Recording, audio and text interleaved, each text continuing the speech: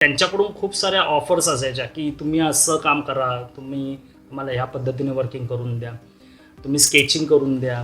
तर मी त्यावेळेस first time मला आठवतं की मी पहिल्यांदा एक पेंटिंग केली.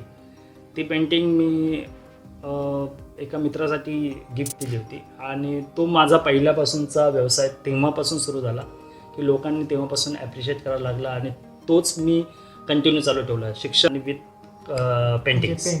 येस. म्हणजे जेव्हा तुम्ही तुमच्या करिअरची सुरुवात केलीत म्हणजे जॉबपर्यंत तर व्यवसाय हा म्हणजे जॉब बोलला तर तुमचं एक करिअरच झालं. राईट. मग ते जेव्हा तुम्ही नवीन जेव्हा जॉबमध्ये आलात तर काय काय असं तुम्हाला प्रॉब्लेम फेस करायला भेटले? फर्स्ट ऑफ ऑल ज्यावेळेस मी जॉबमध्ये म्हणजे करिअरला ज्यावेळेस सुरू केलं, करिअरमध्ये आमच्या जी फील्ड आहे ती फील्ड खूप चॅलेंजिंग फील्ड आहे. त्याचाच कम्युनिकेशन खूप महत्त्वाचं आहे.